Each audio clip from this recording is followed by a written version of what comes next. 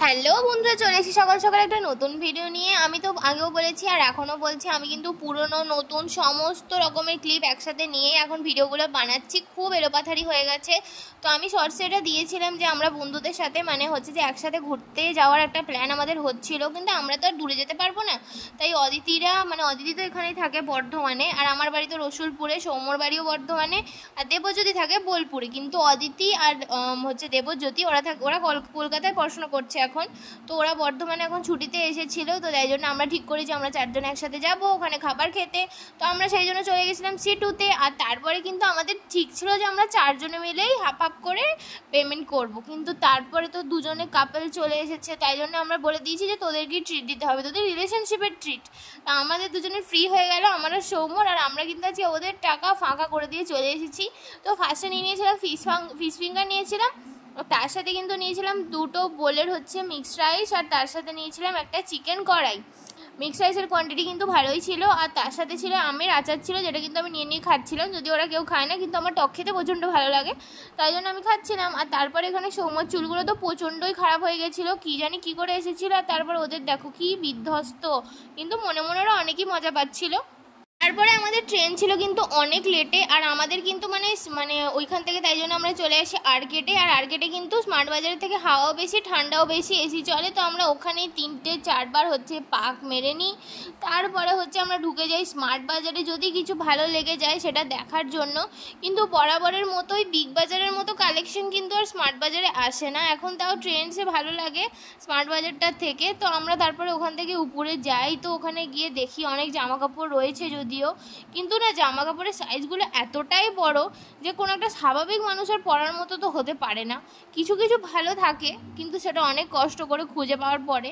আর up ইউজের জন্যও যেন মন ওখানে আমার লাগতে থাকে না, কি জানি কেন। তো খাওয়া দাওয়ার পরে ওখানে আমরা ভালোই হাঁটাহাঁটি করে নিই, আর আমাদের কিন্তু ভালোই মজা হচ্ছিল, কারণ সবাই মেনলি বলে যে একটা টাইমের পরে কিন্তু কলেজ লাইফের যে ফ্রেন্ডরা থাকে তাদের সাথে কিন্তু সম্পর্ক মিটে যায়, কিন্তু আমাদের কিন্তু মেটেনি। তো পরের দিন সকালবেলা কিন্তু আমি খেয়ে নিয়েছিলাম গোলা রুটি, যেটা কিন্তু আমার মা খুব সুন্দরই বানায়। বানানোর থেকে বড় ব্যাপার আমি খেতে ভালোবাসি। তারপরে হচ্ছে যে চিকেন পকোড়া নিয়ে এসেছিলো বাবা, দিদিভাই সন্ধ্যাবেলা গেছিলো একবার বাইরে, তখন যদিও চিকেন পকোড়ার চিকেন খুবই কম ছিল। আর পরের দিনে কিন্তু হচ্ছে তারপরে এই রিসেন্ট কালকের কথা আমি বলছি, আমার জন্য কিন্তু ঈশিতা এই দুটো কেক নিয়ে এসেছিলো।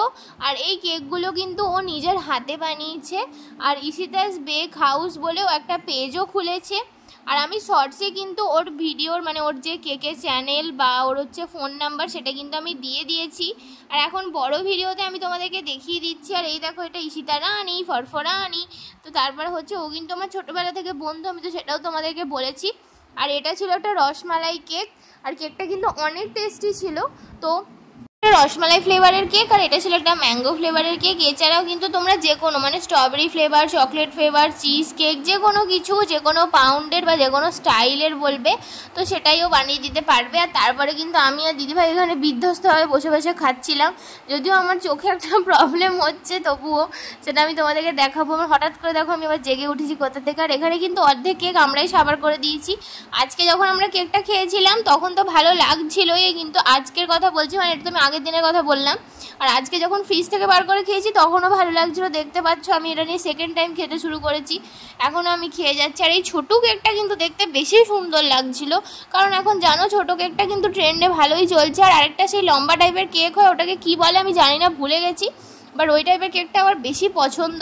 আর এখানে দিদিভাই কাজ করতে শুরু করে দিয়েছে, কেক পিস করে রাখতে শুরু করে দিয়েছে। দিদিভাই তাই বলছিল যে মা যে একবার আমাকে দেখে ফেললো যে আমি কেক বানিয়ে বলছি হচ্ছে কেক এরমভাবে পিস করে রাখতে পারি। এরপর থেকে যখনই জন্মদিনে কেক কাটা হবে, জন্মদিনে কেক কাটা হলেই সেই দায়িত্বটা আমরা কেউ কারোর ঘাড়ে চাপিয়ে দিই, পিস করা হচ্ছে একটা সবথেকে কঠিন ব্যাপার। তো সেটাই করার পরে কিন্তু তারপরেও ফ্রিজে ওখানে রেখে দেয়। আর তারপরে কিন্তু আমার মেলা যাওয়ার প্ল্যান ছিল মধুর সাথে, কিন্তু মধু আমার সাথে বিট্রে করে, বেইমান পেয়াগিরি করে, তো ও চলে যায় জামালপুরে। আর তাই জন্য আমি কিন্তু দিদিভাইয়ের সাথে চলে যাই মিলন মেলা। আর এখানে গিয়ে কিন্তু খেয়ে নিই ফুচকা, তারপরে খেয়ে নিয়েছিলাম পাঁশকুড়ার এই যে চপটা। এই চপটা খেতে একটুও ভালো ছিল না, আমার তো একটুও পছন্দ হয়নি, কিন্তু কি করা যাবে। তারপর ওটা আমি দিদিভাইকে দিয়ে দিই, কারণ দিদিভাই চপ খেতে একটু বেশি ভালোবাসে। চপটার মধ্যে সোডার পরিমাণ খুবই বেশি ছিল, তাই জন্য আমার ভালো লাগেনি। আর তারপর খেয়ে নিয়েছিলাম ঘুগনি। বলতে গেলে মেলায় যে কটা খাবার বসেছিল সবই খেয়ে নিয়েছি। ওই একটা আলুর যে ফ্রাই হয় না ঘোরানো ঘোরানো, ওইটা বাদ দিয়ে সবই খেয়ে নিয়েছি। ঘুগনিটাও গরম ছিল, 10 টাকা একটুখানি দিয়েছিল। তারপর সেটা দিদিভাই খাচ্ছিল আর অনেক বেশি মজা পাচ্ছিল, কারণ অনেক বেশি গরম ছিল আর আগের দিনের ওয়েদারটা কিন্তু ভালোই ঠান্ডা ছিল। আজকের মতো সকাল থেকে যেমন রোদ দিয়েছে সেরকম ছিল না। তারপর খেয়ে নিই এখানে মোমো। যাই হোক, মোমোটা অনেক বেশি মোটা ছিল, যাই জন্য আমার খুব একটা ভালো লাগেনি।